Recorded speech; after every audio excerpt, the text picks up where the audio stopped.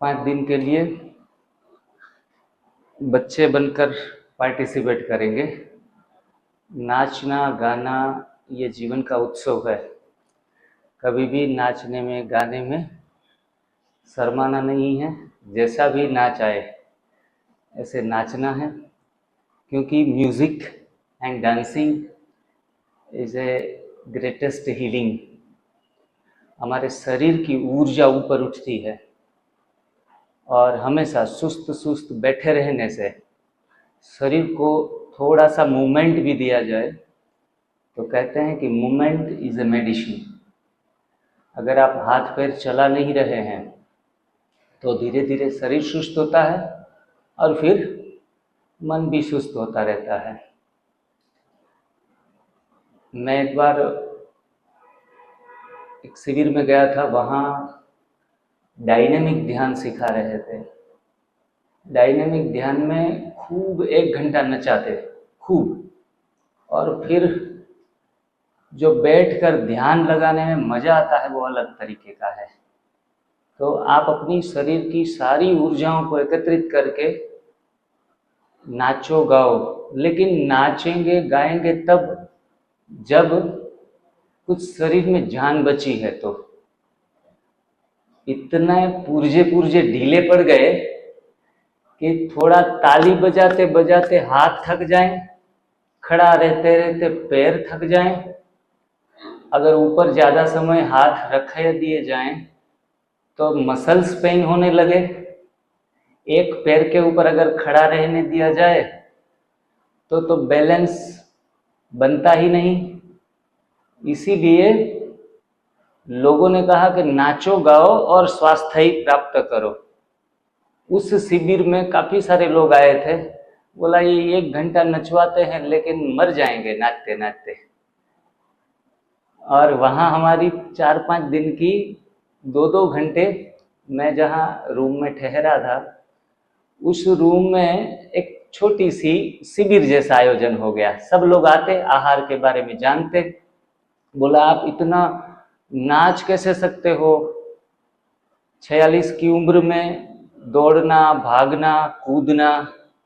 ये हमारी टीम की जो बहनें हैं, कुछ कुछ लड़के भी हैं, हम समुंदर किनारे पोरबंदर जाते थे तो दौड़ लगाते थे। मैंने कहा आप मुझे मेरे से आगे होकर दिखाओ भागने में, और लगभग आज तक कोई आगे नहीं निकल सका भागने में भी।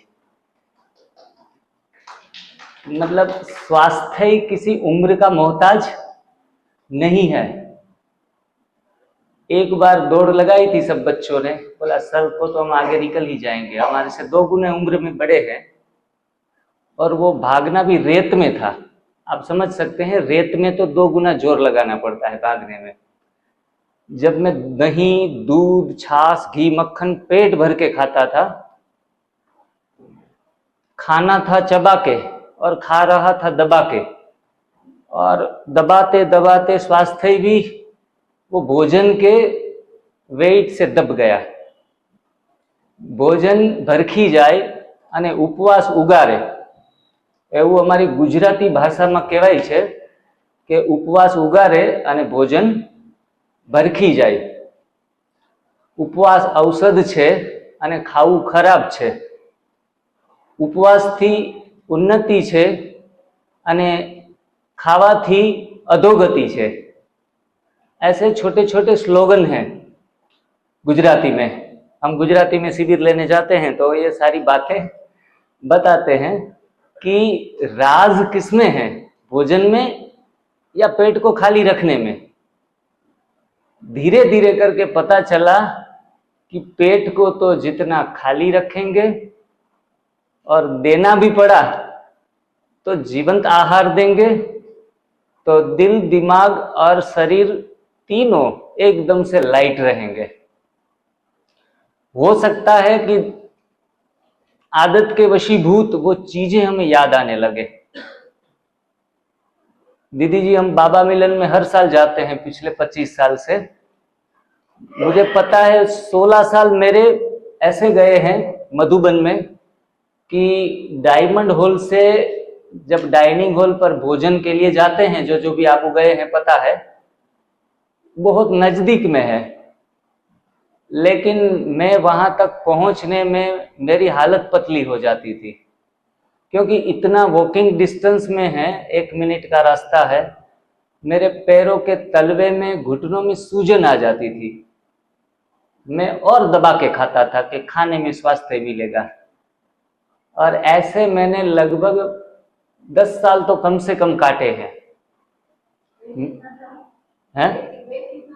मेरा वेट 98 केजी था। मेरे पुराने फोटो भी फिर कल प्रोजेक्टर में दिखाएंगे, आपको थोड़ा सरप्राइज होगा, अरे इतना ट्रांसफॉर्मेशन कि 98 से सीधा मैं चला गया आफ्टर 6 मंथ 49,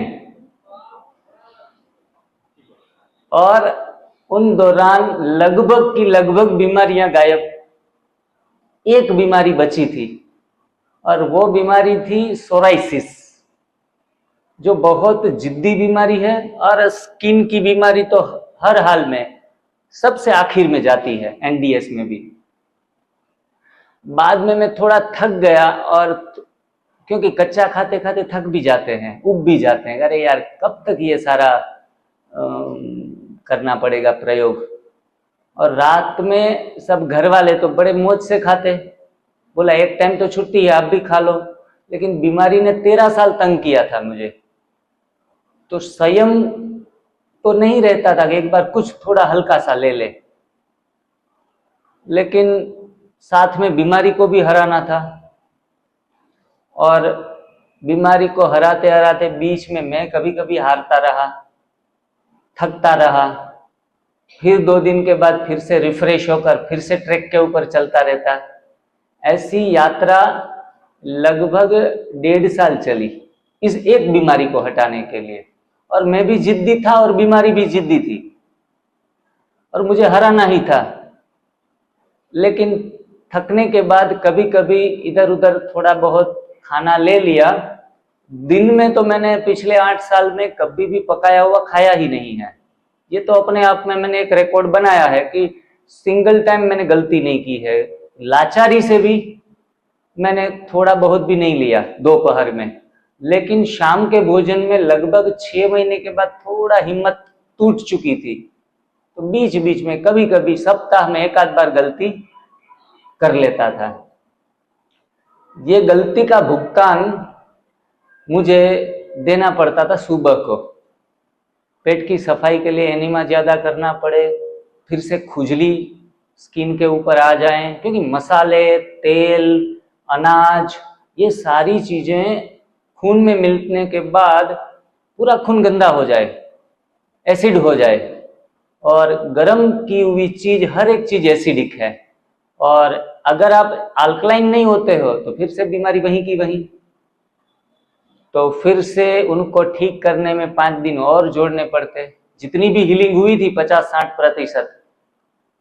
और अचानक से एक बार लगभग 8 महीने के बाद ये बीमारी इतनी उठी कि मेरी बैक साइड में एक छोटा सा कमर के ऊपर एक 2 इंच का स्पॉट था, जहां खुजली आती रहती थी, बार बार उसमें से खून निकलना, ये सारी चीजें मेंटल इरिटेशन भी देती थी, क्योंकि स्किन की बीमारी आपको साइकोलॉजिकल भी बीमार करती है, आपकी इमोशनल लेवल को भी ब्रेक डाउन करती रहती है। और ये 2 इंच का स्पेचिस हीलिंग होते होते 12 इंच का हो गया, और लगभग नीचे से ऊपर तक हार्ट तक आ गया, और 6 इंच और आगे पीछे बढ़ा। तो उन दौरान मैंने कुछ भी पका हुआ नहीं खाया था, कुछ भी नहीं, सिर्फ कच्चे के ऊपर था। तब आप लोग होंगे तो क्या करेंगे कि भाई इतना कुछ करते हुए अगर बीमारी इतनी बढ़ जाए तो हम तो होपलेस हो जाएंगे। On the spot medical science के सहारे गोलियां लेकर उनको दबाने का प्रयास करेंगे, जो मैंने 12 साल किया था। एलोपैथी की गोलियां इतनी हार्ड आती थी, एक खाओ खुजली बंद, स्किन वैसी की वैसी। मैंने जब डॉक्टर से पूछा, डॉक्टर साहब ये कब तक आपका कोर्स चलेगा? डॉक्टर साहब ने बड़े हंसकर मुझे बताया कि skin patient is a life time patient.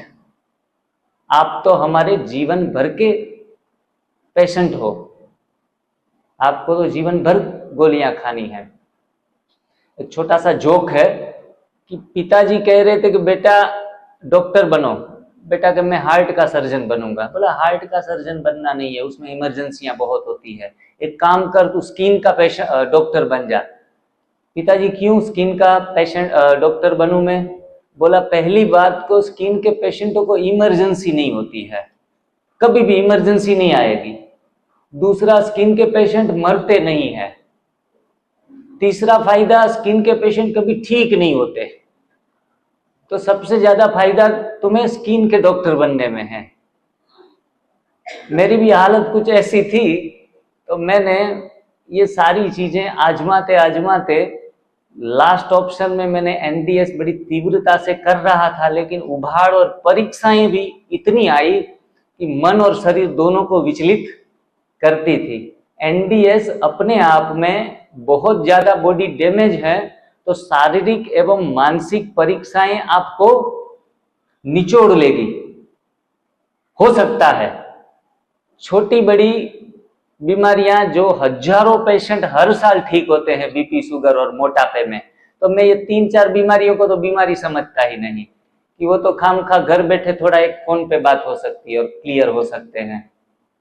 लेकिन लाइलाज बीमारियों में किडनी फेलियर, कैंसर और हेवी क्रॉनिक स्किन पेशेंट, इन लोगों में थोड़ा वक्त ले लेता है। और अगर इसमें आर्थराइटिस, एक रूमेटिकल आर्थराइटिस भी ऐसी बीमारी है जो कैंसर से भी ज्यादा परेशान करती है पेशेंट को।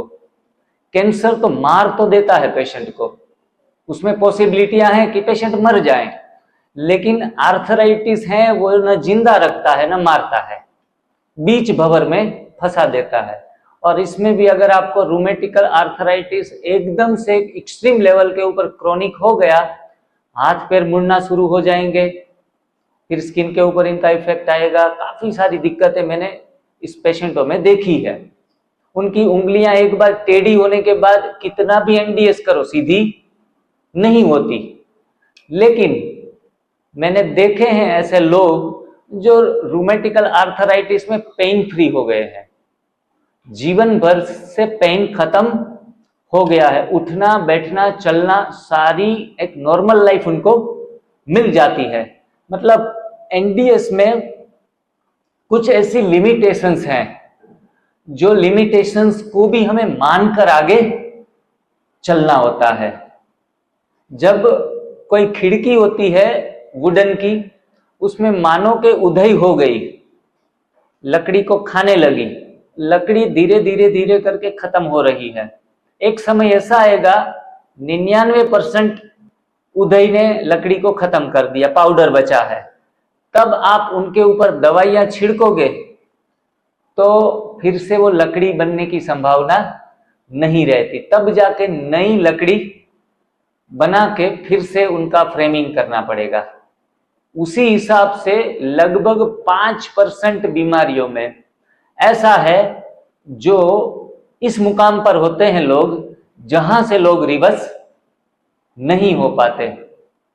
95% बीमारियों में, लाइलाज और होपलेस बीमारियों में आपका श्रद्धा और आपका विश्वास बहुत ऊंचा है तो हीलिंग होना एकदम आसान है। उनके लिए आपको आध्यात्मिकता जीवन में लानी पड़ेगी। श्रद्धा और विश्वास तो बाजार में या मेडिकल स्टोर में नहीं मिलेगा। इनके लिए आपको परमात्मा से कनेक्ट होना पड़ेगा, मेडिटेशन सीखना पड़ेगा। मेडिटेशन की 120 से भी ज्यादा विधियां हैं। हंसते गाते नाचते भी परमात्मा में लीन हुआ जा सकता है, जैसे मीरा हुई, नरसिंह मेहता हुए, कई ऐसे थे जो भजन गाते गाते परमात्मा में लीन होते थे। तो परमात्मा के साथ कनेक्टिविटी बहुत महत्वपूर्ण है। इसके लिए आप कोई मंदिर में जाओ, इस्लाम है तो मस्जिद में, कहीं ना कहीं धार्मिक स्थलों के ऊपर आप अटैच रहो। इतना सुंदर ब्रह्मा कुमारी सेंटर है और हम जमशेदपुर में रहते हैं, तो स्पेशल थोड़ा वक्त निकाल के 24 घंटे हमें मिले हैं, तो एक आध घंटा सेंटरों पे जाके राजयोग का मार्गदर्शन लो। कहीं ना कहीं हमारी जहां भावना है उस जगह पर, उस स्थान पर जाकर सेल्फलेस एक्टिविटी करनी है, जहां हमारा कोई स्वार्थ न हो। शॉप पर बैठते हैं तो 1 घंटे में कितना मुनाफा होगा, सोच चलेगी। फलाना माल कितने में लिया है, कितने में बेचना है।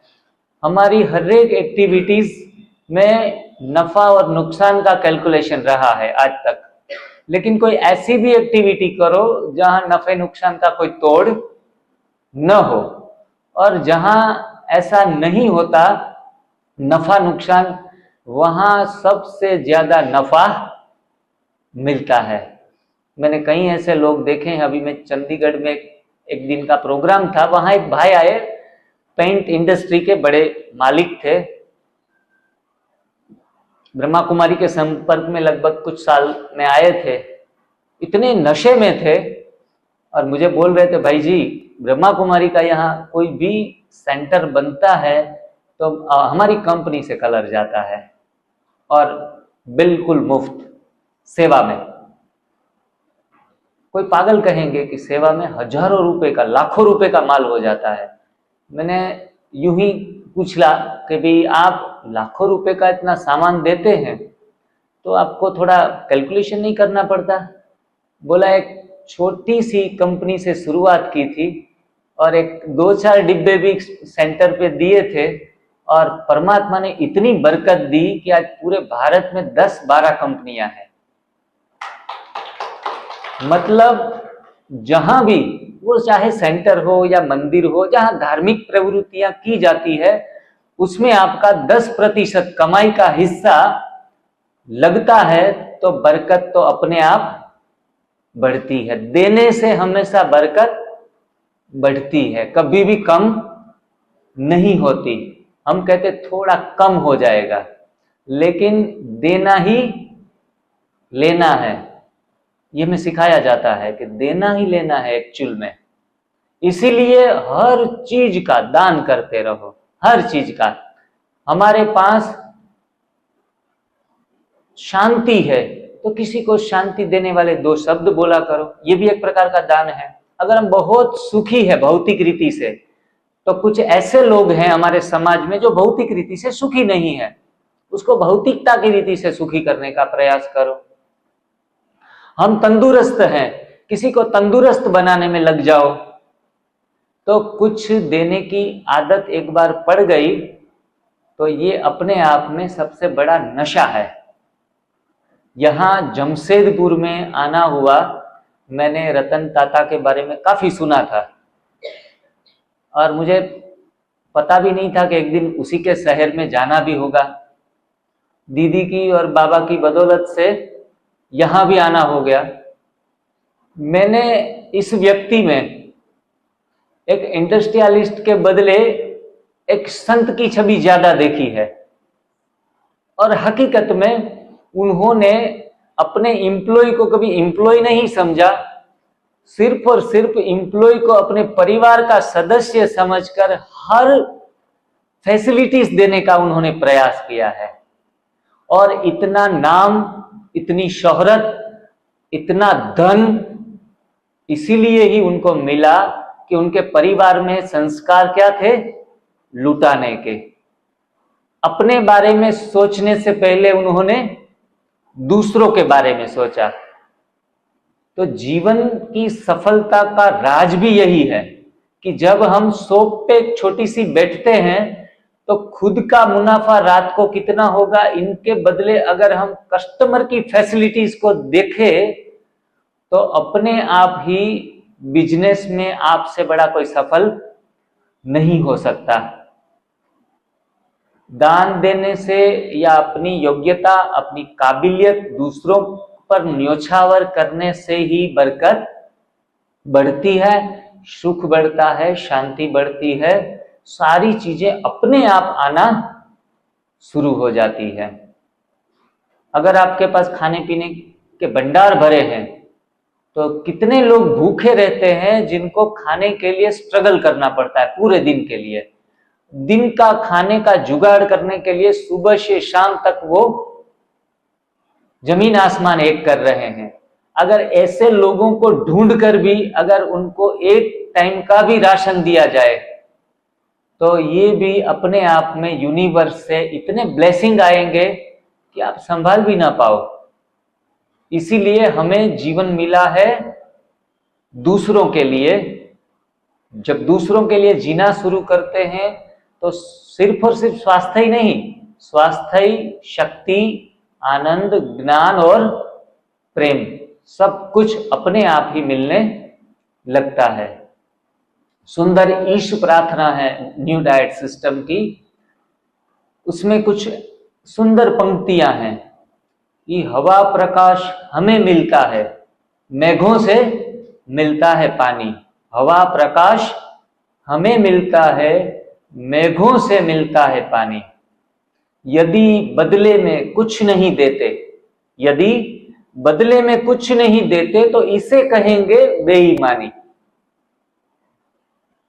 इसीलिए दुख भोग रहे हैं, दुख को दूर भगाना सीखे। इसीलिए दुख भोग रहे हैं, दुख को दूर भगाना सीखे। जीवन की बहुत बड़ी मिस्ट्री उसमें इस 3 लाइन में समाई हुई है। अगर हम रोगी हैं, अगर हम दुखी हैं, अगर हम शोक, क्रोध या भय में हैं, अगर हम स्वजन के मृत्यु के बाद टूट चुके हैं, वियोग में हैं, तो समझ लो कि रोग, शोक, भय, वियोग ये चारों चीजें पाप का कारण है। किसका कारण है? पाप का कारण है। कर ही पाप पावे दुख, रुज शोक भय वियोग। मैं जब बहुत बीमार रहा था, मैंने कहा मैं तो 15 साल से ब्रह्मा कुमारी में जा रहा हूं, हर सुबह शाम योग लगा रहा हूं, मुरली सुन रहा हूं, दूसरे लोगों के लिए मदद कर रहा हूं, मैं अपने धन का हिस्सा भी कुछ दे रहा हूं, मैं तो अपनी पूरी डिसिप्लिन लाइफ में हूं, ना प्याज लहसुन खा रहा हूं, मैं बाहर का भोजन भी नहीं लेता, धारणाओं में पक्का हूं। फिर मुझे 10-12 बीमारियां क्यों आई? जब मैंने रामचरितमानस का ये लाइन सुना, कर ही पाप पावे दुख, रुज शोक भय वियोग। उसका कारण एक ही है, परमात्मा का निरादर करना। जब रोग आता है ना हमारे शरीर में, तब उनका कारण है परमात्मा का निरादर करना। हम किसी मंदिर में जाते हैं, अपनी केप नीचे उतार देते हैं क्योंकि उनका आदर करते हैं, अपना अहंकार साथ में नहीं रखते। किसी बड़े व्यक्ति को मिलते हैं तो हाथ जोड़ते हैं, उसके चरण को स्पर्श करते हैं। ये हो गया आदर देना। इतना आदर तो हम देते आए हैं काफी सालों से। बुजुर्गों को भी, माता पिता को भी प्रणाम करते हैं, इनका भी सम्मान करते हैं। पाप किधर हो रहा है हमसे? तब पता चला कि बिना कारण कोई दुख नहीं आता, ये तो पक्का ही है। किसी को थप्पड़ लगाया होगा तो डर भी रहेगा कि कल आके वो मारेगा। तो बीमारी आई है तो कहीं ना कहीं चूक हुई है। तो ये चूक मेरे से कहाँ हो गई? मैं सात्विक भोजन लेता, घर का बनाया हुआ खाता, फिर भी रोगी, फिर भी रात को नींद ना आना, 2 बजे नींद खुल जाना, रात भर बैठना, क्योंकि बैक पेन इतना रहता था। 98 केजी वजन में सारे पुर्जे हिले हुए थे। कमर का दर्द, स्पाइन का लास्ट का मणका भी पूरा खत्म हो चुका था। बैठा जाए तो डॉक्टर तो इनका सीटी स्कैन करके फोटो वोटो निकाल के काफी सारे प्रिडिक्शन कर रहे थे। मैंने कहा यार 35 साल में इतना बीमारियां कैसे घिर गई? और कभी न रेस्टोरेंट में गए, न कोई तला हुआ भुना हुआ ज्यादा मसालेदार खाया, सिंपल दाल रोटी चावल, और कुछ सेंटर पे गए तो भोग, कभी कभी मसाले डोसे या फिर पानी पूरी का प्रोग्राम हो जाता तो वो खा लेते। ये भी बीमारी देता होगा। तब इस प्रथा में पता चला कि पका हुआ भोजन कोई जीव नहीं खा रहा है मनुष्य के अलावा। और मैंने देखे कि धार्मिक लोग भी कैंसर से भी पीड़ित हैं। कोई भी धर्म में ले लो। मैंने कहा यार इनको भी कहाँ से कैंसर तक की बड़ी बीमारी आ रही है। तब मैंने बहुत अपना विश्लेषण किया, पता चला कि दूध ही काफी है हमें बीमार करने के लिए, दूध और दूध से बनी चीजें। दूसरा, गेहूं भी काफी है हमें बीमार करने के लिए आजकल के। मतलब एनडीएस में कहा गया कि अनाज, दालें और पकी हुई सब्जियां, हम जो सब्जियों को पकाते हैं ना, मैं कभी कभी ऐसा प्रयोग करता हूं, जब भी मुझे आर्थराइटिस का भी असर आ गया था, दोनों अभी मैं अच्छे तरीके से तालियां लगा सकता हूं, फिर मैं नाच सकता हूं, ये सारी मेरे बस की बात ही नहीं थी, इसलिए मुझे और खुशी होती है ये सब कुछ करने में। तो ये उंगलियां टेढ़ी हो गई थी तो हल्की सी, फिर सीधी भी हो गई, थोड़ी शुरुआत थी। तो अब मैं कच्चा जब बैंगन खाता हूं तो मुझे कुछ नहीं होता। अगर पका हुआ बैंगन मैंने थोड़ा सा स्टीम कर लिया, मुझे स्टीम किया हुआ अच्छा लगता है। बैंगन में थोड़ा सा, पहले मैं सॉल्ट यूज करता था, काफी समय से सॉल्ट भी यूज करना बंद कर दिया है, लेकिन उसमें थोड़ा मसाले डालकर ऐसे बढ़िया तरीके से बना लेता था बिना तेल। तो अब हालत ये हुई कि स्टीम किया हुआ भी मेरे को फिर से सुबह उठूं तो पेन करने लगता आर्थराइटिस में। मैंने कहा ये क्या हो रहा है। मतलब पता चला कि हल्का सा भी आग दिया हुआ चीज आपको बीमारी देने के लिए काफी है। ये कंक्लूजन है न्यू डाइट सिस्टम का। और मैंने तो सारे प्रयोग अपने आप पर किए। अगर मैं गलती से भी शाम को एक वक्त में हल्का सा स्टीम एक दो चीजें ले लेता हूं अपने डाइट में, कोई मसाले नहीं, कोई सॉल्ट नहीं, कुछ भी नहीं, फीका फीका। लेकिन आपको लगता होगा कि ये फीका फीका कैसे पसंद करते होंगे सर, लेकिन ये इसलिए पसंद करता हूं कि एक ये जीभ का जूठा स्वाद मैंने जब से छोड़ा है, तब से जीवन में अनेक रंग भर गए हैं मेरे, अनेक रंग भर गए हैं। और हर स्टेट में इतना प्यारा परिवार मिलता है, इतने प्यारे प्यारे लोग मिलते हैं, उन लोगों का प्यार मिलता है, उन लोगों की दुआएं मिलती है, तब वो भोजन मेरे को रात को खाते समय फीका नहीं लगता। कितने लोग इतनी दुआएं देते, बीपी, शुगर, थायराइड से चुटकी भर निकल जाते हैं 1-2 महीने 3 महीने में। तब मैं अपने आप में एक गुड फील करता हूं कि हकीकत में स्वाद भोजन में ढूंढने की जरूरत नहीं है, ये अपने आप में काफी है। आपको फिर आम में इतना स्वाद आएगा, भूखे हैं और अगर एक 1 kg कोई आम दे दे तो बड़ा मजा आएगा, काटने की भी फुर्सत नहीं रहेगी। बहुत भूख लगी है और बड़े अच्छे 2-4 केले दे दिए जाए, तब पता चला कि taste is not in a food, taste is in hunger. Taste कहाँ है? हंगर में है। ये ज्ञान ही कभी टच ही नहीं हुआ। हम कहते ऐसा पसंद आता है आपको? गाजर में थोड़ा कोई मजा आता है, उनका हलवा बनाओ तो कुछ मजा आए। दूधी, लौकी थोड़ी कच्ची खाई जाती है, इनको तो अच्छा किशमिश, घी सब कुछ डाल के कद्दूकस करके जब चूल्हे पे चढ़ती है ना, और रंगत हो जाती है दूधी का हलवा। ऐसे ऐसे हमने झूठे स्वाद ऐसे निर्माण कर लिए और हम उनके एडिक्टेड भी हो गए। कभी लौकी के जूस में स्वाद नहीं ढूंढा, कभी टमाटर में स्वाद नहीं ढूंढा। हम टमाटर खाएंगे लेकिन सूप बनाकर। 10 के केजी होते हैं तो बहनें 20-20, 30-30 केजी घर पे लाके उनको उबाल कर उनका एसिड बनाकर हार्पिक जैसा बन जाता है। अगर उनसे टॉयलेट भी क्लीन करें तो अच्छे तरीके से क्लीन होता है, इतना एसिडिक होता है टमाटर जब उनको गर्म कर दिया जाए। था सोना, हमने लोहा बना दिया। हर चीज कुदरत ने हमें सोने के स्वरूप में दी, हम उनका लोहा बनाते गए। और अपने बच्चों को भी ब्रेड के ऊपर डाल के देते, ले बेटा खा ले, ले बेटा खा ले। फिर इतने ही मासूम होकर इनको गोदी में बिठाकर हॉस्पिटल की लाइन में खड़े हैं। ये जो माँ रक्षक बननी चाहिए, खुद ही भक्षक बनी है। उनको बेटे को बाहर जब ले जाएं तो ले बेटा फ्रूटी पी ले, ले ये कोल्ड ड्रिंक्स में कोका कोला तेरे को पसंद है, कोक ले, या फिर ये थम्स अप पिलाएं। इतने बाहर जो पैकिंग में इतने कोल्ड ड्रिंक्स भी मिल रहे हैं, हम बड़ी खुशी खुशी अपना स्टेटस ऊपर करने के लिए अपने बच्चों को गलत चीजें खिला रहे हैं। कभी कभी फुर्सत ना हो तो 10 और 20 रुपए के पैकिंग मार्केट में बहुत मिलते हैं चटपटे, जो खाने से बच्चे तो बच्चे, हम भी खुश हो जाते हैं। जब भी ट्रैवलिंग में निकले तो मैंने तो लोगों को देखा है 100 500 रुपए के ऐसे पैकिंग रेडीमेड साथ में रखते हैं। कहीं मिले ना मिले तो फट से तोड़ लो, खा लो, टेस्ट भी मिल जाए। मैंने कभी ऐसे लोग नहीं देखे 2 केजी फलों का टोकरा साथ में लिया हो। या फिर कोई धर्म संस्थान के साथ जुड़े हुए लोग क्या करते हैं, अरे बाहर का तो पैकिंग तो खा नहीं सकते।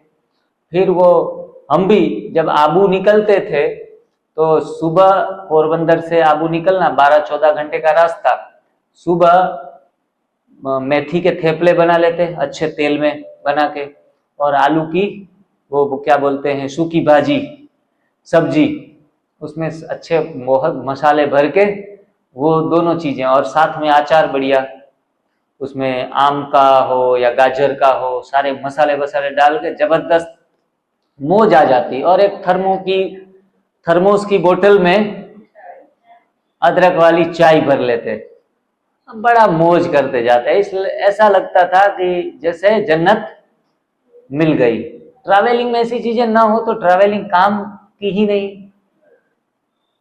और इतने बड़े मजे उड़ाए कि हम तो परमात्मा हमें मिल गया।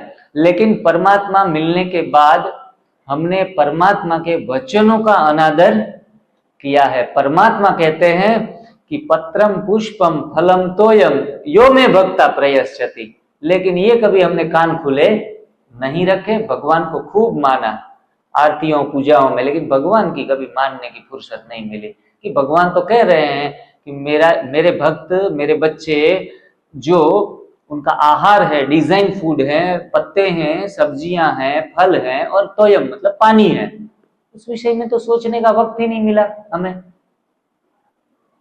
और जब एक भाई जी आए थे, कैंसर से मर गए, इस ब्रह्मा कुमारी ज्ञान में भी थे, और उनकी बेटी आई, पिताजी 90 साल के थे, मरे, उम्र भोग के मरे, लेकिन बहुत तड़प कर और कैंसर में मरना हुआ उनका।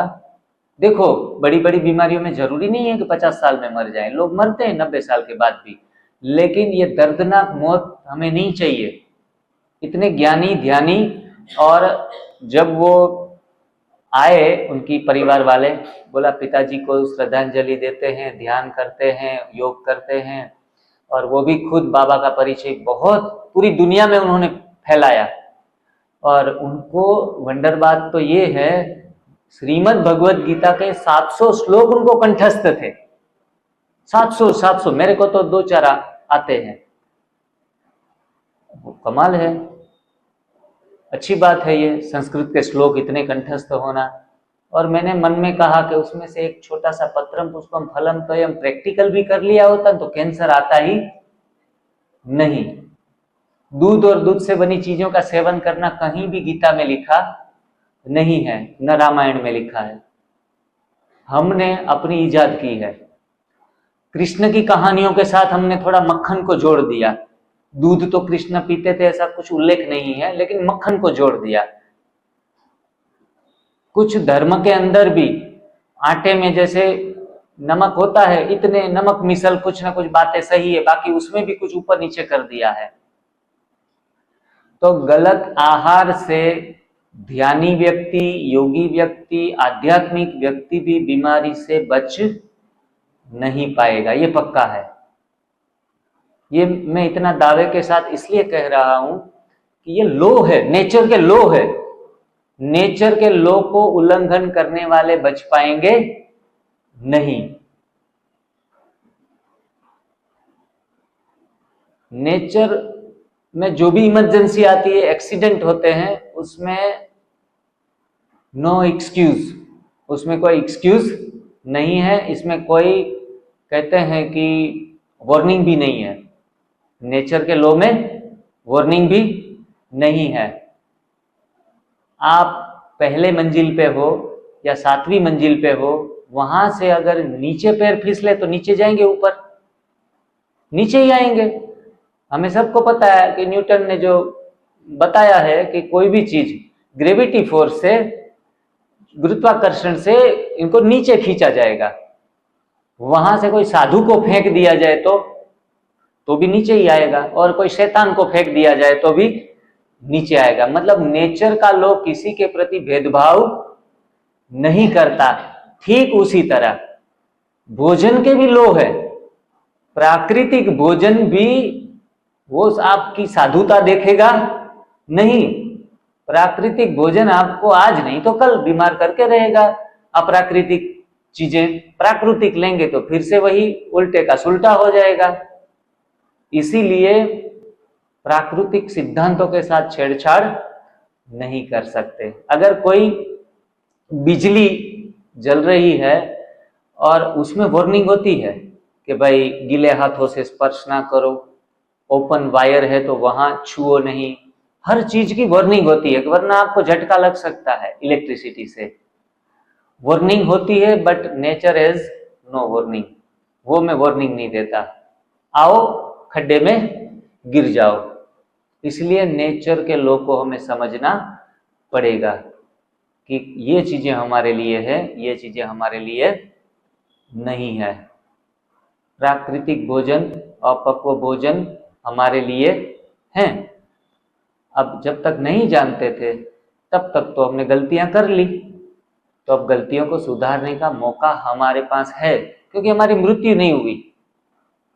बड़ी मजे की बात क्या है कि हम मरे नहीं, ये हमारे लिए बेनिफिट हुआ, वरना मर भी जाते। लेकिन बहुत वंडरफुल बात मैं बताता हूं कि मरे इसलिए नहीं क्योंकि रोग है, क्योंकि रोग है।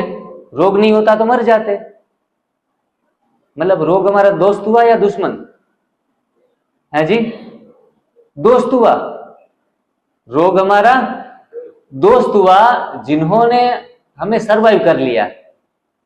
क्या कर लिया? सरवाइव कर लिया। आपको भी जरा जानकर ताज्जुब होगा, अरे यार रोगों की इतनी महिमा। रोग हमारे शत्रु आज तो हम समझते थे, ये तो रोग तो हमारे मित्र पहचान में आ रहे हैं। लेकिन एक्चुअल में रोग नहीं है, रोग एक मौका है। क्या है? एक सुंदर मौका है हमारे पास, हमें इनर जर्नी करने के लिए, भीतर जाने के लिए। इसीलिए सबसे पहला शुक्रिया किसको करेंगे?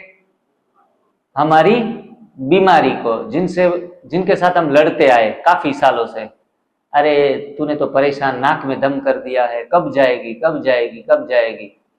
लेकिन रोग, एक छोटा सा एग्जाम्पल देके आपको समझाता हूं कि आपके घर में बड़ा सा एक बिल्डिंग है, उसमें सिक्योरिटी के लिए एक वॉचमैन भी रखा है, एक कुत्ता भी पाल के रखा है।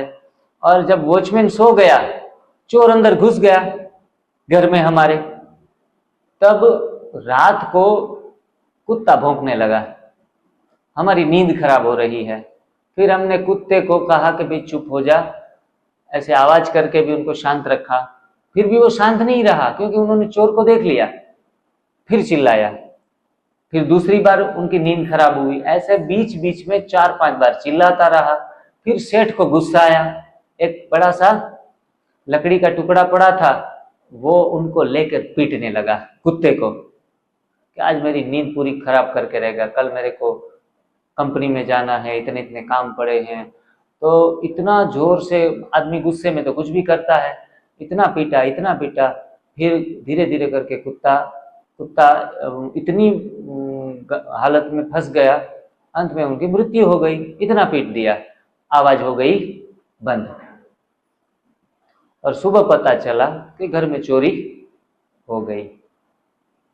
तो कुत्ता भौंक रहा था सेठ के फायदे के लिए, और सेठ ने उनको दुश्मन समझ लिया। वैसे ही कुछ हम अपने रोग के बारे में ऐसा करते हैं, हम कुत्ते को मारते हैं, मतलब रोग को मारने के लिए प्रयास करते हैं। अरे फलाने डॉक्टर बहुत अच्छी बीपी की दवाइयां देते हैं, तो और गोली खाकर उसको 80-120 के बीच में लेकर आने का प्रयास करते हैं। हमने क्या किया? कुत्ते को चुप करा रहे हैं। हर दिन सुबह उठ के कुत्ता भौंकता है, ब्लड प्रेशर ऊपर जाता है, वो अलार्म दे रहा है कि भाई अंदर सारी सिस्टम बिगड़ी हुई है, जल्दी से बॉडी को क्लीन करो, बॉडी को डिटॉक्स करो, सफाई करो। और हम समझ रहे हैं ये परेशान कर रहा है, आवाज दे रहा है, स्किन के ऊपर खुजली आ गई, हम कह अरे यार तो ये स्किन की बीमारी लग गई। वो बता रही है कि what are you doing inside, आपके अंदर क्या हो रहा है वो बता रहा है। और आप उसके पीछे नहीं, ऊपर अच्छी सी क्रीम लगा कर लगाई, अच्छी सी गोली खा के इनको फर्निश किया, उस चीज में हम लगे पड़े हैं कुत्ते को शांत करने के लिए। जो गलत दिशाओं का प्रयास कहेंगे, क्या कहेंगे? गलत दिशाओं का प्रयास। अब तक जीवन भर बूढ़े हो गए, 70-80 साल 90 साल के, सिर्फ कुत्ते को मारने का प्रयास किया। कभी भी शांति से बैठकर सोचने का मौका नहीं मिला कि ये सारा आ क्यों रहा है, हमें अलार्म दे रहा है रोग हमें बचाने के लिए। फिर क्या करते हैं? इतनी गोलियां खाते हैं, इतनी गोलियां खाते हैं बीपी की, शुगर की। फिर अचानक से डॉक्टर कहता है कि आपकी किडनी फंक्शन खत्म हो रहे हैं और 6 महीने में आप जाने वाले हैं। मतलब कुत्ते को इतनी बार पीटा, रोगों को इतनी बार दबाया कि कुत्ता मर न जाए। कुत्ता तो नहीं मर, हम मर जाते हैं। फिर तो इन रोगों को दवाइयां देकर, औषधियां देकर कभी भी प्रेश करने का प्रयास न करें। अभी फंसे पड़े हैं तो 2-5 दिन, 5-15 दिन गोलियां लेते रहो, मना नहीं करता मैं। कुत्ते को थोड़ा शांत करो जिससे आपका दिमाग खराब ना हो। लेकिन यहाँ जागने का समय है कि अब पुर्जे को पूरा शुद्धिकरण में लगा दो। और शुद्धिकरण के लिए यहाँ कोई मशीन भी नहीं लगाए जाने पड़े। सिर्फ 3 चीजें आपको दी गई जिसमें आप सेल्फ कर सकते हैं शुद्धिकरण। एक, एनिमा, जो काफी लोगों ने किया होगा, लेकिन वो 3 चीजें भी हम करने में बहुत समय लगा देते हैं, अप्लाई करने में भी कितना वक्त करते हैं। एनिमा, सुबह का उपवास और तीसरा ग्रीन जूस। 3 ही चीजें आपको शुद्धिकरण के लिए लगानी है न्यू डाइट सिस्टम में। कितना सिंपल तरीका है, इसमें किसी की भी हेल्प की जरूरत नहीं है। इतना बीमार और लाचारी क्यों हो कि जब हेल्प की जरूरत पड़े। मैं कई माताओं को देखता हूं, बेटी जरा खड़ा कर दे तो फिर यहां से पकड़ती है और करके दर्द करके उठती है, फिर के बिठा दो, कोई बिठाता है। हमें उठक बैठक कराने में भी दूसरों की आवश्यकता पड़ रही है, तो उतने समय तक हम ना आ जाएं। बेहतर है कि ये 3 शस्त्र का इस्तेमाल कर ले। स्वस्थ हैं तो कम करें, स्वस्थ हैं तो कम करें, फिर भी करेंगे तो फायदा ही होगा, इसमें कोई नुकसान नहीं है कि ये एक्सेस हो जाएगा। जो स्वस्थ व्यक्ति भी अगर ये 3 इस्तेमाल करे तो उसकी ऊर्जा का स्तर सप्ताह में ऊपर उठ जाता है। आप फील कर पाएंगे। मैं लगातार 1-1 घंटा भी मुझे नाचना हो, 1 घंटा दौड़ना भी हो तो दौड़ भी सकता हूँ। मुझे भी वंडर लगता है कि यार बुढ़ापा आ रहा है और जवानी दिख रही है, और जवानी में बुढ़ापा झेल लिया है। पका हुआ खा के लोग जवानी में बूढ़े बन जाते हैं, और कच्चा खाने की शुरुआत करते हैं तो बुढ़ापे में जवानी आती है। तो जवान बनना कौन पसंद नहीं करेगा। ये ऊर्जा हमारी युवाओं को भी शर्माएगी, इतनी ऊर्जा बढ़ेगी। लेकिन उनके लिए आपको 6 महीने, साल, 2 साल वक्त देना पड़ेगा, कुछ अच्छी ऊर्जा का अनुभव। और जो युवा लोग हैं, अगर उनको कभी भी बूढ़ा नहीं होना है, कभी भी बूढ़ा नहीं होना है, तो न्यू डाइट सिस्टम को अपना लो। आपकी हेयर क्वालिटी, आपकी स्किन क्वालिटी, मैं नहीं समझता 60 साल के बाद भी थोड़ी सी भी, हल्की सी भी रिंकल्स आए, क्योंकि आंवला, पाइनएप्पल, फिर ये ऑरेंज, विटामिन सी, साइट्रिक से भरे फ्रूट्स खाने से स्किन की ग्लोइंग कभी कम नहीं होती। कभी घुटनों में, टहनियों में, उंगलियों में दर्द नहीं होता इनसे, और हाथ पैर ऐसे लचीले हो जाते हैं जैसे डांसिंग डॉल, इतनी बढ़िया बॉडी रहती है। तो ये सिर्फ भोजन नहीं है, ये तो जीवन जीने का मंत्र है। बस आदत लगानी पड़ती है, आदत लगाते जाओ, इस चीजों को खाते जाओ, और बढ़िया तरीके से अपना कोलोन को हमेशा क्लीन रखो, चाय, दूध और कॉफी, इनको गलती से भी छुओ नहीं, गलती से भी। ब्लैक कॉफी हो या व्हाइट कॉफी हो, जो भी हो, सारी एक दोनों मौसेरी बहनें हैं, चाय और कॉफी। इसमें टेनिन होता है, उसमें कैफीन होता है। ग्रीन टी भी की कोई आवश्यकता नहीं है। बड़ी चीज छोड़ने के लिए 5-15 दिन ग्रीन टी की सहायता लेनी पड़े तो सहायता ले सकते हो।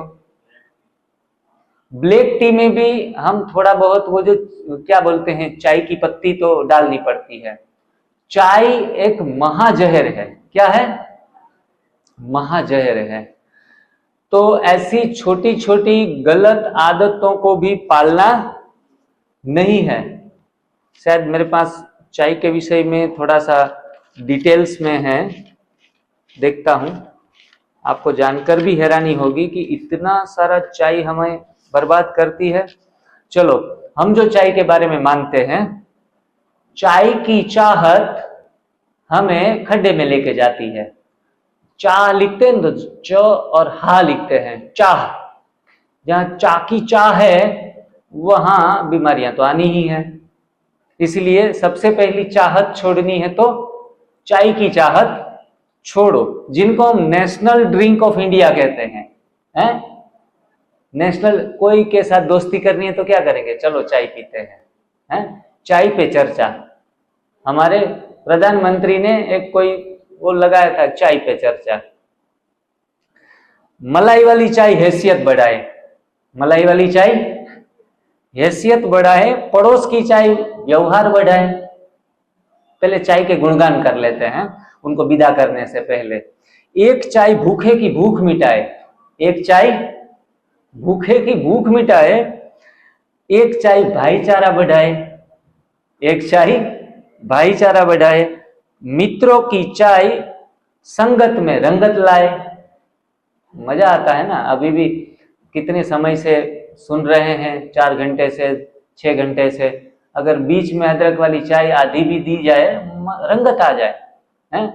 तो सुबह की चाय ताजगी लाए और आलस मिटाए। मिले चाय तो सब गम भूल जाए। चाय सबके मन को भाए, थके हुए की थकान मिटाए।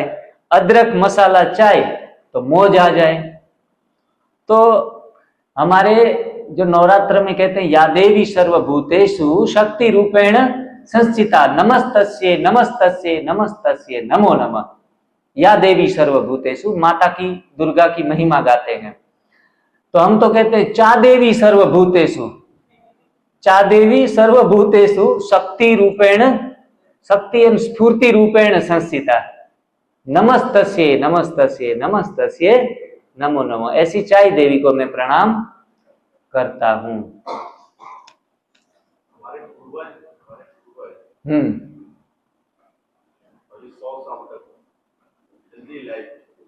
हाँ जी, हाँ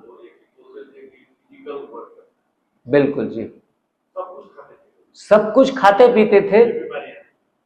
और मैंने अपने दादाजी के लाइफ में देखा है, 85 इयर्स में 20 किलोमीटर भी आराम से चल पाते थे और लगभग कोई प्रकार की बीमारी नहीं थी। और बड़े मजे से, चलो स्विगी और जोमेटो नहीं था उस समय, बाहर से नहीं मंगवाते थे, लेकिन घर में भी पहले खेत में काम करते थे, पहले वर्क करते थे, फिर फूड लेते थे। नियम ये है कि पहले वर्क करो, फिर फूड लो, एंड देन रेस्ट करो। फूड के बाद क्या करना है? रेस्ट करना है। ये नियम था, WFR सिस्टम थी, WFR, work, food and rest. अब हमारी उल्टी हो गई, पहले हम रेस्ट रात को कर लिया, सुबह सीधा फूड खा लिया, फूड खाने के बाद काम पे चले जाते हैं, उल्टा क्रम हो गया। इसीलिए गलत भोजन लेते लेते वो थोड़ा बचे हुए थे। मैं नहीं मानता 100% फिट थे, क्योंकि मुझे पता है तब उनको प्रोस्टेट की तकलीफ आई थी, छोटी छोटी बीमारियां चलती रहती थी। कोई विंटर आया तो कफ निकलना शुरू हो गया, कभी बुखार आ गया, तो ऐसी बीमारियों से वो भी अछूते नहीं थे। लेकिन आजकल की जो बीमारियां हैं बड़े बड़े नाम वाली, वो इनको छूती नहीं थी। जैसे बीपी शुगर 25 साल में आ रहे हैं, उनको बीपी शुगर नहीं था। कैंसर भी अभी जो मात्रा में है उतने नहीं थे। आज जो दूध पी रहे हैं उनसे ज्यादा कैंसर। पुराने समय में दूध पी रहे थे तो बहुत कम कैंसर होते थे। लेकिन अब न होने का कारण थोड़ा जान लीजिए कि वो लोग, आज ही मैंने चर्चा कर रहा था भाई जी से कि गंदगी का शरीर में डालना रोगों का कारण नहीं है। गंदगी का शरीर में डालना, वो भी गंदगी थी, वो डाल रहे थे पका हुआ भोजन, वो भी एक प्रकार की गंदगी थी, लेकिन वो रोगों का कारण नहीं है। गंदगी का रुक जाना रोगों का कारण है। सुबह से शाम तक इतना पसीना बहा देते थे कि एक एक छिद्र से नहाते थे पसीने से, मतलब जो टॉक्सिक तो बनते थे उनके शरीर में, लेकिन वो टॉक्सिसिटी इतने फिजिकल एफर्ट से वो निकाल देते थे, या फिर निकल जाती थी, निकालते नहीं थे लेकिन बाय नेचर वो निकल जाती थी। यूरिन से, पोटी से। कब्ज भी नहीं होती क्योंकि 50 बार उठक बैठक अपने आप जो हो जाती थी। फिजिकल वर्क में ज्यादातर लोगों के पास खेत के काम भी थे, तो इसी हिसाब से वो पके हुए भोजन की टॉक्सिसिटी निकालते थे, इसीलिए कुछ ना कुछ बचे हुए थे। फिर भी हमने ये सुना है कि कोई कोई वायरस आए उसमें हजारों नहीं लाखों लोग भी मरे थे। मतलब कोई ऐसे ऐसे इन्फेक्शनों से वो बचे हुए भी नहीं थे। मतलब जो सतयुगी त्रेतायुगी दुनिया में जो हेल्थ थी वो हेल्थ नहीं थी, लेकिन हमसे अच्छे थे, ये कहा जा सकता है। हाँ हाँ जी जी। और मैंने लगभग कोविड के टाइम में हमारा पूरा टीम, हमारे गुजरात में एक छोटा सा कस्बा है, शहर भी है, तहसील है, उस तहसील में हमने महीने दिन के लिए सेवा करने गए थे कोरोना के टाइम में। क्योंकि उस गांव में कोई भी घर बचा नहीं था कोरोना से, हर घर में कोरोना के पेशेंट थे, और हमने वही गांव चुना और एक घर में रहे, पूरे महीने भर सेवाएं की। हर घर में डोर अला के अंदर चले गए, उनको लोगों को मिले, एनीमा के बारे में बताया। वो दूर 20 फुट दूर होके बैठते थे, भाई जी हमारे नजदीक मत आओ। लेकिन जब आप हरी पत्तियों का जूस शरीर में डालते हैं तो आप बैक्टीरियल इन्फेक्शन से बचे रहेंगे। इनसे बड़ी कोई दवा है ही नहीं। फिर एमिक्रोन आया, ये सारी चीजें जो है, और अभी भी आ सकते हैं कोई भी किसी भी प्रकार के ऐसे वायरल इन्फेक्शन। अगर आप चाय के बदले हरी पत्तियों का जूस पीने की आदत डाल लें, ज्यादा से ज्यादा सेफ हो जाएंगे, ज्यादा से ज्यादा। हरी पत्तियां खाने वाले जानवर भी इन्फेक्टेड नहीं होते। जो हरी पत्तियों का सेवन नहीं करते हैं, ऐसे पीग है, फिर दूसरे 2-4 चीज हैं जो हरी पत्तियां नहीं लेते। हाँ हाँ जी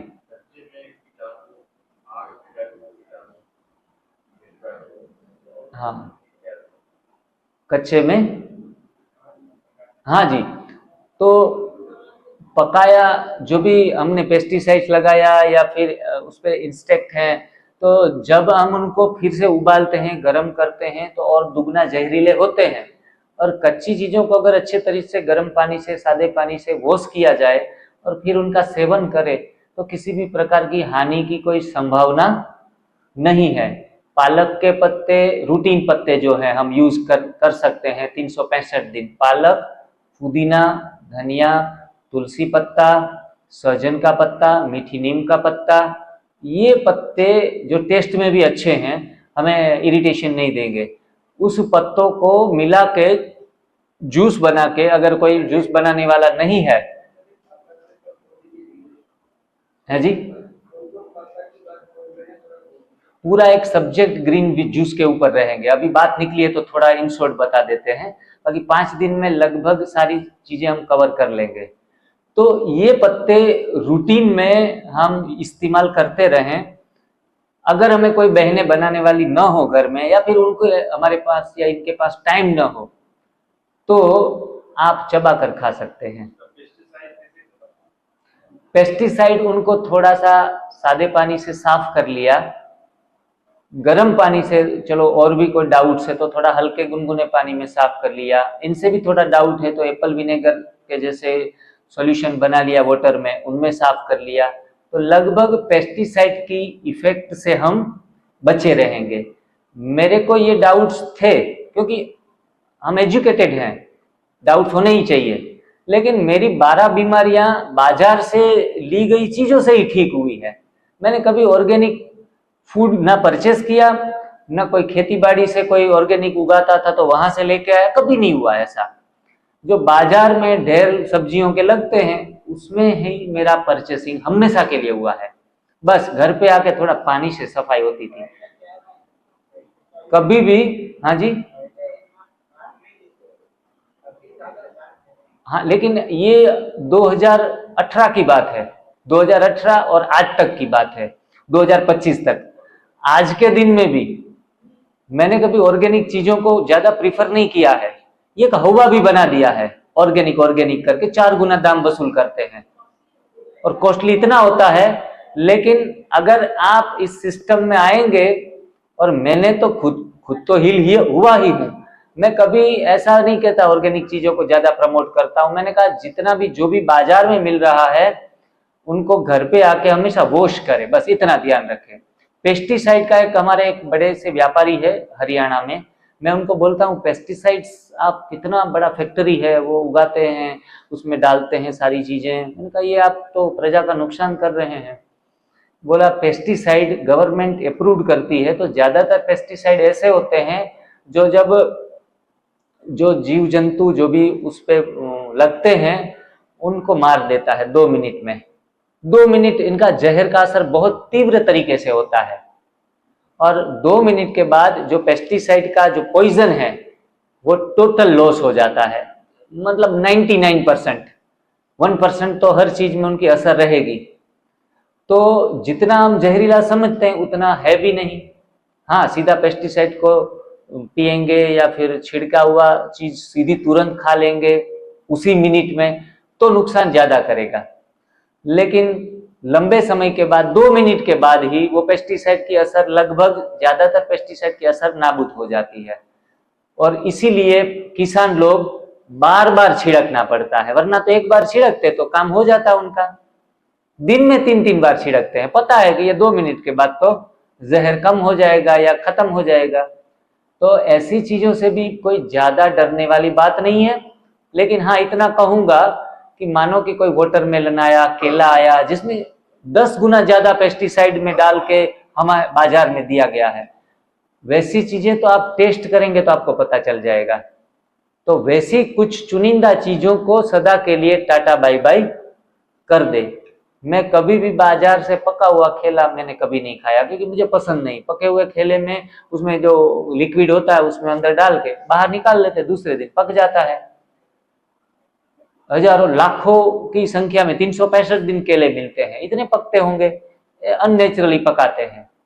तो और ज्यादा दिन हमारे रूम में भी रह जाए तो वो आलू की तरह एकदम चिपचिपा हो जाता है, टेस्ट पूरा निकल जाता है। तो फिर ऐसे केमिकल वाली चीजों को, 1-2 चुनिंदा है, उनको हमारी डाइट से निकाल देना है। कच्चे केले को भी लाके अगर घर में 5-7 दिन रखा जाए तो भी पक जाता है। तो जितना हमसे हो पड़े उतना करना है, ज्यादा दिमाग खराब करना नहीं है। टमाटर भी बाजार से आता है, क्या बिना पेस्टिसाइड के आ रहा है? इतनी पेस्टिसाइड यूज कर रहे हैं कि बात मत पूछो, हर चीज में। बस थोड़ा सा उनको सफाई कर दो और यूज में ले सकते हैं। जो चीज बर्तन में चली जाती है, आग छू लेती है, इनसे जहरीली कोई चीज नहीं है। और इसमें भी ये टीन के बर्तन में पकाते हैं और भी जहरीले हो जाते हैं। आजकल के बर्तन भी ऐसे हो गए हैं। तो जब पका हुआ हम छोड़ देते हैं ना, तो काफी सारी चीजों से हम बच जाते हैं। उस टीन की धातु से भी हम तो ये उठा लिया और खा लिया, उनके साथ भोजन की कोई प्रोसेस नहीं होती। पकता है तो भोजन की प्रोसेस होती है बर्तन से, तो बर्तन से ही बच गए। न होता अनाज न उलझती नारी, फल में वे अपनाते तो भागे व्याधि सारी। फल में वे अपना लो, खुद की व्याधि भी भाग जाएगी और घर वालों की भी भाग जाएगी। सबसे ज्यादा खुशी तो भाई के बदले बहनों को होती है। अगर पति मान जाए ना कच्चा खाने में, तो आजादी तो हमारी इस जन्म में मिल जाए। मुक्ति हमें बाबा तो देगा मुक्ति, लेकिन इनसे पहले हमें मुक्ति हमारे पति देव दे दे। अरे इतना न कर सके तो दिन में कच्चा और रात में पक्का भी हो जाए ना, तो भी बहनों के ऊपर आशीर्वाद हो जाए। है जी। फल के लिए कोई भी स्पेसिफिक डाइट एनडीएस में नहीं है, लेकिन इतना जरूर कहेंगे कि जो सीजनल है वो खाना है। ज्यादा पसंदगी हमारी किस पर होनी चाहिए? सीजनल के ऊपर। सस्ते भी होंगे, जो सीजनल होंगे वो सस्ते भी होंगे। दूसरी चीज, हमारे गुजरात में चीकू होते हैं, चीकू यहाँ के वहां का फेवरेट है, अच्छे मिलते हैं, तो रीजनल भी खाना है। आप गुजरात आओ तो चीकू को ज्यादा खाओ। आपके यहाँ कोई फल भी रीजनल होगा। पपीता, तो बेहतर है कि पपीता और अंगूर आपके यहाँ के रीजनल हैं, तो ये फायदा यहाँ ज्यादा देते हैं। जो फल जिस रीजन में होता है उस रीजन में वो सबसे बड़ा बॉडी को फायदा देता है। अगर महाराष्ट्र में जाएंगे तो ऑरेंज, अनार भी हैं। तो ये चीजें आपको वहां जो बनती है क्वालिटीज और शरीर को सूट होती है, वो इतनी यहां नहीं होगी। तो रीजनल, दूसरी चीज सीजनल, तीसरी चीज नेचुरल, चौथी चीज ओरिजिनल। आज तो हाइब्रिड भी हो गया है। कैसे, मैं बचपन में देखे इतने इतने जो अमरूद आते थे, अब अमरूद की साइज भी इतनी बर्तन जैसी बन गई है, है? तो ये ओरिजिनल चीजें नहीं है। फिर भी चलो ओरिजिनल नहीं है लेकिन नुकसान नहीं करती, ये तो है। क्योंकि पपीते को और उसको मिला दिया, उनका कुछ बीज और वो कर दिया, प्रोसेस्ड कर दिया, तो कुछ ऐसे फल बनाने लगे हैं। अगर नमक खाया है, शोले पिक्चर आया था गब्बर सिंह का, उसमें गब्बर डायलॉग बोलता है कि नमक खाया है तो गोली भी खा। हाँ, तो जो भी नमक खाते हैं उनको गोली खानी पड़ती है। इसलिए अगर नमक को भी छोड़ा जाए तो जल्दी से जल्दी ठीक होते हैं। सोडियम की कमी उन लोगों को हुई है जो जीवन भर बचपन से नमक खाए हुए हैं। किसी ने नमक छोड़ा नहीं है कि जो सोडियम की कमी आ गई। ये आपने देखा होगा। जिसके अंदर भी सोडियम कम आने का रिपोर्ट आया, उनको पूछो कि आप नमक खा रहे हैं, तो क्या बताएगा? हाँ जी, हम तो नमक तो बचपन से खा रहे हैं, छोड़ने का ख्याल भी नहीं आता। छोड़ा तो नहीं है, लेकिन छोड़ने का ख्याल भी नहीं आता। मतलब इसीलिए जो नेचुरल सोडियम है, नेचुरल सोडियम हमने लेना बंद कर लिया, इसलिए सोडियम की कमी आई है। ये सोचने जैसा प्रश्न है। हमने आर्टिफिशियल सोडियम लिया जो हमारे काम का नहीं है। देखो, दूध में कैल्शियम है, लेकिन ये हमारे बॉडी को कंपोजिशन सूट नहीं होता। इसीलिए लोगों में ऑस्टियोपोरोसिस और हड्डियों की बीमारी भारत में सबसे पूरे वर्ल्ड में ज्यादा है। भारत, स्वीडन, डेनमार्क, ये 3 देश ऐसे हैं जहां हड्डियों की बीमारी सबसे ज्यादा है और मिल्क प्रोडक्शन सबसे ज्यादा है। तो चलो, दूध में से कहां कैल्शियम गया? दूध पीता है इंडिया, अमूल दूध पीता है इंडिया। इतना प्रचार करते हैं, हमने मान ही लिया कि नहीं, दूध तो पीना पड़ेगा। आज सुबह भाई जी पत्रकार आए, संपादक आए थे, उन्होंने कहा संडे हो या मंडे, रोज खाओ अंडे और फिर पड़ेंगे यमराज के डंडे ही डंडे। तो ये तो हम डंडे खा ही रहे हैं। कोई कहेगा कि वो एग्स में प्रोटीन होता है, प्रोटीन तो लेना चाहिए, लेकिन ये सिर्फ और सिर्फ गलत मान्यताओं के हम शिकार हो गए हैं। मैं तो आपके सामने एक प्रैक्टिकल बातें बनाने से मुझे अच्छा पसंद नहीं आता। मुझे तो प्रैक्टिकल जीना अच्छा लगता है। 6 साल से न कोई भी किसी भी प्रोटीन का फूड खा रहा हूं मैं। स्प्राउट खाना छुट्टी है इसमें। हाँ जी, प्रोटीन जी,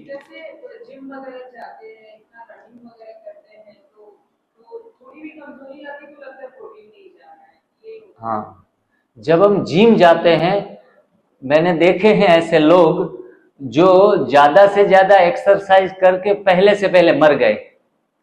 बॉडी बॉडी बनानी है, थोड़ा सिमेट्रिकल बॉडी रखनी है, इसलिए लोग जिम को पसंद करते हैं।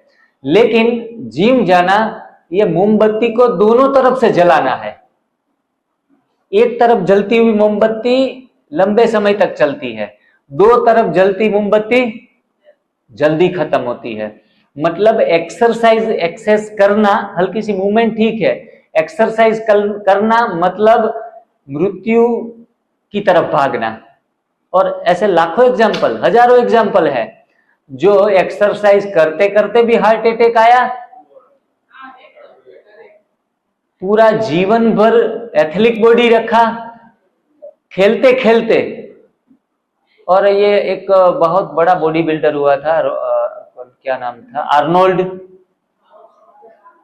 उनको भी हार्ट की सर्जरी आई। हमारे कलकत्ता के सौरव गांगुली, जिन्होंने बहुत पूरे जीवन भर क्रिकेट खेला और सफोला की एड भी करते थे तेल की, और इनको भी हार्ट अटैक आया कि दिल के लिए तंदुरुस्त है, और फिर खुद ही दिल के भी रोगी हो गए। कपिल देव, जो जीवन भर बॉलिंग करते रहे, भारत को गौरव दिलाया, वर्ल्ड कप दिलाया, उनको भी हार्ट अटैक ने नहीं छोड़ा। इतने स्पोर्ट्स पर्सन थे, एक्सरसाइज तो उनके रग रग में बसी हुई है। जितने भी लोग स्पोर्ट्समैन हैं, एथलेटिक हैं, ज्यादा फिजिकल श्रम करने वाले लोग हैं, कोई अछूते नहीं है बीमारियों से। और हमारे सचिन तेंदुलकर जी, उन्हों को तो 32-35 सालों में घुटनों की काफी सर्जरियां करवा ली। अगर ज्यादा एक्सरसाइज और ज्यादा मूवमेंट शरीर को अधिक बोझ देने से स्वास्थ्य ही प्राप्त होता, तो ऐसे ऐसे लोग तो हट्टे कट्टे होते, कोई बीमारी उनको छू नहीं पाती। तो हमारे दिमाग को और दिल को परिवर्तन करना है कि एक्सरसाइज करना नहीं है, आधा घंटा 15 मिनट मूवमेंट के लिए, बॉडी सुस्त न रहे, इतना ही स्थान एक्सरसाइज को देना है। हम पसीना बहाते हैं, इतना निचोड़ लेते हैं शरीर को। एक है शरीर गठीला बनता है, मसल्स बनते हैं, और उनको कहें कि 50 केजी और वेट उठा लो, तो जो एक्सरसाइज करते हैं ना, उनका मसल बाउंडिंग अच्छा होता है। हो सकता है मेरे से ज्यादा अधिक 2 गुना वजन वो उठा ले। हाँ, उसके लिए हम मसल्स पावर के लिए चलो एक्सरसाइज कर ली, कोई बात नहीं है, लेकिन माइंड पावर के लिए नहीं है ये चीजें।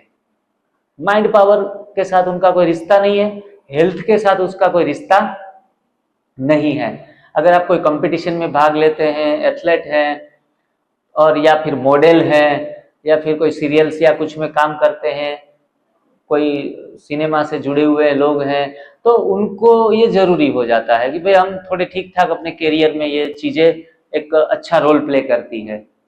लेकिन एक जो नॉर्मल इंसान है, जिनको स्वस्थ जीना है, स्पिरिचुअल जीना है, दूसरों के लिए जीना है, लंबा जीना है, ऐसे लोग एक्सरसाइज की तरफ से मुख मोड़ ले तो ही अच्छा है। हाँ जी, क्या? हाँ जी, अभी रामदेव बाबा का तूफान बहुत चला था, और हर व्यक्ति, किसी हम गली मोहल्ले में निकलो तो सुबह 6 से 8 के बीच में क्या होता था, सबकी आस्था चैनल चलती थी। सब सांस अंदर लो, सांस बाहर फेंको। तो लोग अनुलोम विलोम कपालभाति के पीछे पड़ गए थे। लोग जोक भी बना रहे थे कि ऑक्सीजन लेवल 9 बजे के बाद कम होता है, क्योंकि 6 के 8 के बीच में रामदेव बाबा सब उनके अनुयायी ऑक्सीजन खींच लेते थे अनुलोम विलोम से। जब आज से 2500 साल पहले ऋषि चरक आए, जिन्होंने ये आयुर्वेद का कंसेप्ट दिया, ऋषि वाग्भट आए, जिन्होंने आयुर्वेद का कंसेप्ट दिया, और उन्होंने कहा कि कुछ रोगों, भोजन के अभाव से रोग हो रहे हैं।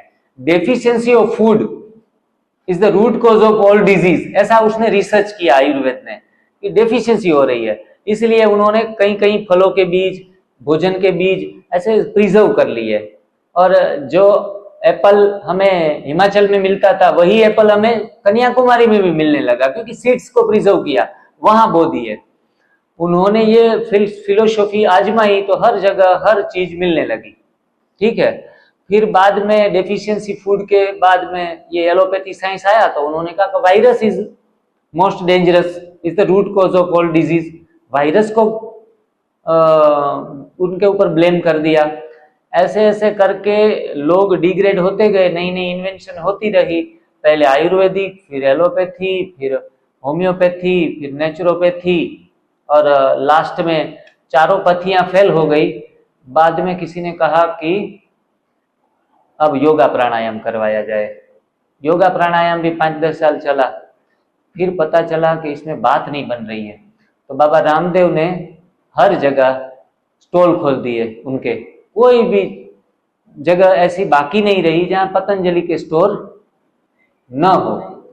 उन्होंने को लगा कि यार योग प्राणायाम नहीं, ये कुछ आंवला का अचार बेचना पड़ेगा, आंवला का जूस बेचना पड़ेगा, आंवले के मुरब्बे बेचने पड़ेंगे, और फिर दूसरा क्या च्यवनप्राश बेचने पड़ेंगे। वो कहाँ गए? डेफिशिएंसी ऑफ फूड के ऊपर गए। जो यात्रा 2500 साल पहले शुरू हुई थी, वहीं से फिर शुरुआत हो गई। चक्कर पूरा गोल घूम के वहां से शुरुआत हो गई। इतना ही कुछ करना था तो वही यात्रा फिर नीचे उतरेगी। तो बेहतर है कि हम कहीं ना कहीं गलतियां कर रहे हैं, स्वास्थ्य का पूरा फंडा हमने समझा नहीं है। चलो, लोग कहते हैं पढ़ाई पढ़ो, तो इनके कारण आपको समझ आती है, विवेक जागृत होता है। लेकिन लोगों ने देखा जितने भी विद्यालय बढ़े, उनसे अधिक गुना चिकित्सालय बढ़े। अगर विद्यालय में ज्ञान होता, हम जो पढ़ते थे स्कूलों में, कॉलेजों में, अगर वो सही होता, protein theory, carbohydrate theory, calorie science, हाँ, कैलोरी भी एक ब्रह्म है, गलत है बिल्कुल, फलाने में फलानी कैलोरी, फलाने में फलानी कैलोरी। तो साइंस में हमने जो भी पढ़ा वो बिल्कुल ही गलत था, एक मात्रा भी सही नहीं है। मैंने भी साइंस के काफी सारी पुस्तकें पढ़ डाली और उसको ही फॉलो अप करता रहा जीवन भर, 35 साल तक। लेकिन इसमें तो बता रहे हैं ना, चीजों में कार्बोहाइड्रेट है ना प्रोटीन है। जो भी खाना आपके डिजाइन का आप खाओ, शरीर को जो भी जरूरत पड़े वो हमारा लीवर वो चीज बना लेता है। अगर बेसन का आटा दिया जाए तो एक बहन पकोड़े बनाएगी, एक तो समोसे बना लेगी, एक कुछ और मिठाई बना लेगी, चीज एक ही है, जिनको जो खाने की इच्छा है वो बना लेगा। ऐसे लीवर हमारा वो जब आप खाना देते हो उसमें से जनरेट कर लेता है। हमारा शरीर इतना वेल डिजाइन है, लेकिन हमने बाहर ढूंढा जो भीतर था। हमारी खोज बाहर चलती रही जो हमारे अंदर थी। इस हीलिंग मशीन को हमने जाना ही नहीं है, इसमें होते हुए भी हम इसमें नहीं है। हमारी भीतर की यात्रा हमने कभी की ही नहीं है। इसीलिए न्यू डाइट सिस्टम हमें भीतर की ओर मुड़ने का सिखाता है। भीतर की यात्रा शुरू हो जाती है जब हम उपवास 8 घंटे का करते हैं ना, धीरे धीरे धीरे करके बातों में आना हमें पसंद नहीं आता, आवाज धीमी पड़ती जाती है, साइलेंस में रहते हैं, कोई बोले तो जरूरत शब्द का इस्तेमाल करते हैं, क्योंकि उपवास करने से अंदर की यात्रा जर्नी शुरू हो जाती है। राज खाने में नहीं है, राज खामोशी में है, राज उपवास में है। उपवास की धीरे धीरे आदत डालनी पड़ती है, तब जाके हम अंदर की आवाज को सुन पाते हैं। हमने कहा इतनी हमें कोई समझा रहा है आज यहाँ बैठ के, लेकिन ये आवाज मैंने कोई पुस्तकों में पढ़ी नहीं है। ये आवाज मैंने जब 72 घंटे के उपवास किए, एक फल के ऊपर रहा, जूस के ऊपर रहा, कम से कम भोजन पे रहा, बीमारियां हटती थी, तो मैं शांति से बैठता था, अंदर की आवाज सुनता था, और वही आवाज, अंदर की आवाज लाखों लोगों में स्वास्थ्य का दीपक जलाने के लिए निमित्त बन गई। तो फिर यही आवाज आज ऐसे हजारों लोग हैं जो सुनते सुनते अपने आसपास के लोगों में, अपने सोसाइटी के लोगों में दूसरे लोगों को ठीक करने लगे हैं। और ये सबसे ज़्यादा मेरे लिए एक गौरवपूर्ण है कि मैं जो जोत जगा रहा हूँ वो हर एक व्यक्ति अपने आसपास में, चलो ज़्यादा नहीं तो कम से कम 5 लोगों के ऊपर तो इम्पैक्ट दे ही सकता है। 5 या 50 लोगों के जीवन में बदलाव आ रहे हैं। तो आज आपकी स्वास्थ्य की कामनाओं के साथ परमात्मा का शुक्रिया, आप सभी का शुक्रिया, यहाँ के स्थान का भी शुक्रिया करते हुए 1 मिनट के लिए परमात्मा को याद करेंगे। और आपके लिए खुश खबर है कि आपका डिनर रेडी हो गया है। भोजन करेंगे और भोजन के बाद विश्राम। पहले वर्क कर लिया सुनने का, अब food and then rest. And room पे जाए तो अब भी इसी समय भी एनिमा कर सकते हैं, maximum enema, maximum fasting, maximum minimum diet, ये हमारा फंडा रहेगा। Minimum diet, maximum fasting, maximum enema.